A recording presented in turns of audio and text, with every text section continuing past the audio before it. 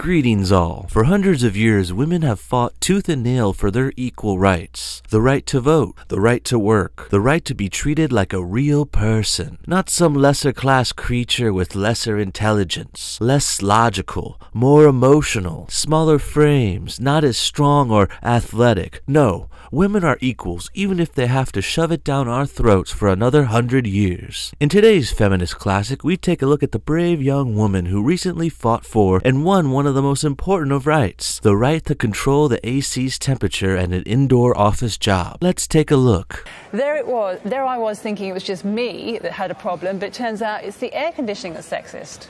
I know. So many women in our office have the exact same problem. You know, we just sit there absolutely freezing at our desks trying to type. Last August was a warm, sweaty mess. The hottest summer in 150 years. While others were forced to face the heat in outdoor labor-intensive jobs, Radhika Sanghahi pecked away at a keyboard in her cozy office job. But, unfortunately, Radhika had a problem of her own: sexist air conditioning. A problem so small, so specific, almost no one ever even thought of it. And of those that had, none would ever dream of saying anything, especially not on a national news show, until one day, the brave and bold Radhika dared to say, "Hey, us ladies are slightly inconvenienced by this cold air conditioning. Rather than me bring a sweater, I say we change the temperature of the whole office." What a hero! Radhika dared to solve her minor inconvenience by inconveniencing many others. So brave. You can probably tell I've got a cold right now, which I blame all on the AC. And so it's just so actually quite nice to see this research. It's just such a relief to know that there's actually proof that this is happening, that women, do feel the cold more than men, and that the AC in offices is normally regulated more for a male's temperature than a woman's. It appears she also says she's sick because of the air conditioning. Radhika's ability to blame her problems on others knows no bounds. It's thrilling to watch a master manipulator at work. She dodges accountability with grace. She effortlessly avoids any responsibility for her actions. It's like watching Michael Phelps do the backstroke, or Michael Jordan in the finals. Radhika is on the top of her game, folks. There's no denying she's one of the whiniest, most annoying feminists of all time. Truly captivating. And I think, one of the biggest problems is that often in offices, it is men who control temperatures. That's just something I've found anecdotally. And because majority of the men in offices seem to be absolutely fine with the temperatures, women kind of just sit there on the corner feeling absolutely frozen. And, often actually nothing's being done to help them. And, it might sound like a bit of a silly, light-hearted issue, but actually it's really uncomfortable being freezing at your desk every day. Take it from me.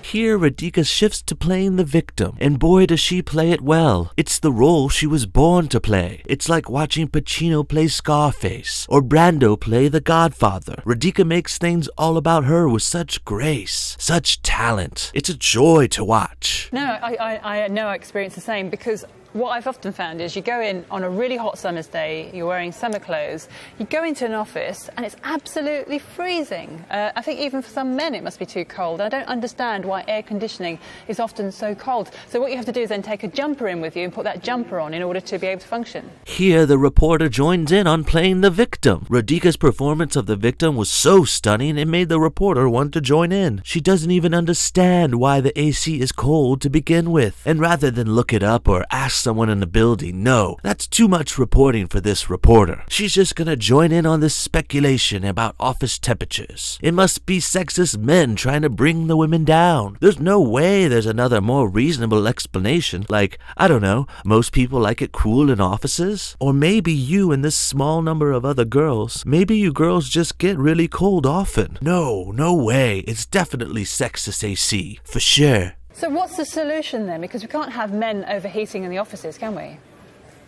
No, I think we just need a bit more flexibility.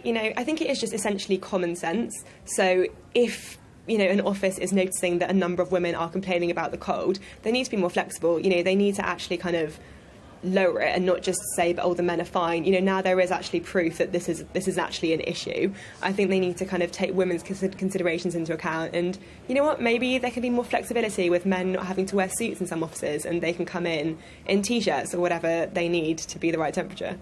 Ignoring anyone else's office temperature preferences, Radhika advocates that the vocal minority get their way, because she is really cold after all, and changing the thermostat 5 degrees from 72 to 77 makes all the difference. Trust me, guys. For the love of God, have you no heart, men? Turn up the AC, guys. Sweat a little. This woman must have her way. Well, that about wraps things up for this episode of Feminist Classics. Radhika Singhahi joins the likes of other brave, legendary feminazis like Chanty Binks or the energetic Triggly Puff. Radhika, the world thanks you for your advocacy for warmer offices. Perhaps one day, no person will ever enjoy the comfort of AC again. Until then, we must all join and fight the good fight. Thanks for watching, everyone. Have a wonderful night, Internet.